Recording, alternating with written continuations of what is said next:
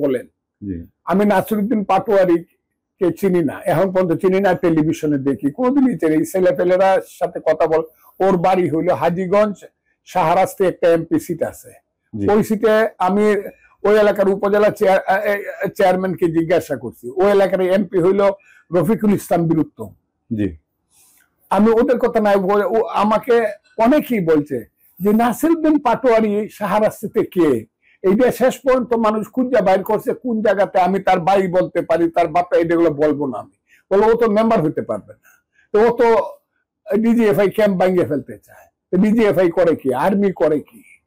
এই দেশকে এমন হয়ে গেছে, কেউ বলবে আমি সেনাপতি হয়ে যাব, অমুক না অমুক, ওয়াকারুজ্জামান না অমুক, এই মহারাজার ছেলে সেনাপতি হয়ে যাবে। তারপরে ওয়াকারুজ্জামান বলবে আমি এটা মাফ করে দিলাম না। আর্মি এইভাবে চলতে পারে না, কারণ আর্মি কিন্তু স্বাধীনতা এবং সার্বভৌমত্বের প্রতীক।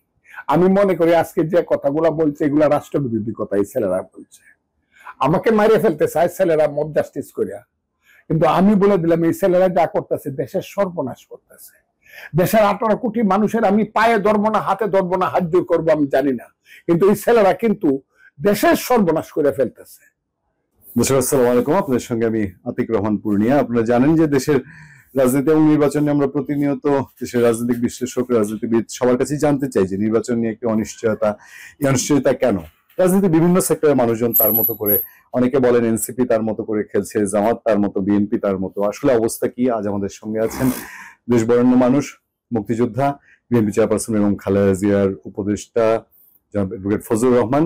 আমরা ফজলুর রহমানের কাছ থেকে জানতে চাই যে দেশের সবশেষ পরিস্থিতি আপনি কেমন দেখছেন এবং নির্বাচন নিয়ে এই অনিশ্চয়তা কেন কাটছে না এবং কোন দিক যাচ্ছে? জামাত, এনসিপি এবং বিএনপি, এই তিনটা নিয়ে আলোচনা বেশি। আপনাকে অসংখ্য ধন্যবাদ। নির্বাচন নিয়ে অনিশ্চয়তা কাটবে না এই কারণে, সুস্পষ্টভাবে যদি বলতে হয় তা আগে বুঝতে হবে আমাদের যিনি প্রধান উপদেষ্টা জনাব অধ্যাপক মোহাম্মদ ইউনূস সাহেব, উনি নির্বাচনটা চান কিনা। যদিও উনি নির্বাচনের ডেট ঘোষণা করার কথা বলছেন একটা সময়ে, যদিও তিনি লন্ডনে গিয়ে বিএনপি চেয়ারপারসন, ভারপ্রাপ্ত চেয়ারপারসন তারেক রহমান সাহেবের সাথে কথা বলছেন এবং বিশ্বাস করছিলেন উনি যে এই ইলেকশনটা হবে। প্রথম যেদিন কথাটা তারেক রহমান সাহেব বললেন, এর পরের দিন আমি একটা টেলিভিশনে আমি কথা বলছিলাম।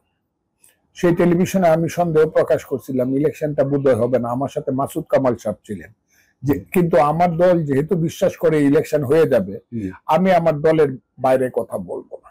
কিন্তু একদিন সময় আসবে যখন তারেক রহমান সাহেব নিজেই বুঝতে পারবে যে ইউনূস সাহেব তার সাথে যে কথাটা বলছে সমস্ত ব্যাপারটা ইউনূস সাহেবের হাতে নয়, অথবা ইচ্ছাটাও ইউনূস সাহেবের এইরকম না। সাময়িক অবস্থাকে নিয়ন্ত্রণ করার জন্য উনি তারেক রহমান সাহেবের সাথে এইসব কথাগুলো, এবং তারেক রহমান সাহেবের সাথে কথা রক্ষার ভান করার জন্যই উনি এই কথাটা বলছেন।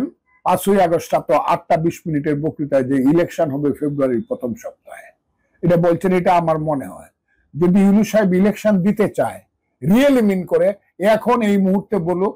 যারা ইলেকশন নিয়ে হসপস কথা বলতেছেন, এইসব কথা, ওইসব কথা, সব কথা শেষ করেই আমি নির্বাচন কমিশনকে নির্দেশ দিছি বা আমি তাদেরকে অনুরোধ করছি ইলেকশনটা অত তারিখে করার জন্য, এবং দ্রুত নির্বাচনের ডেট ঘোষণা করবে।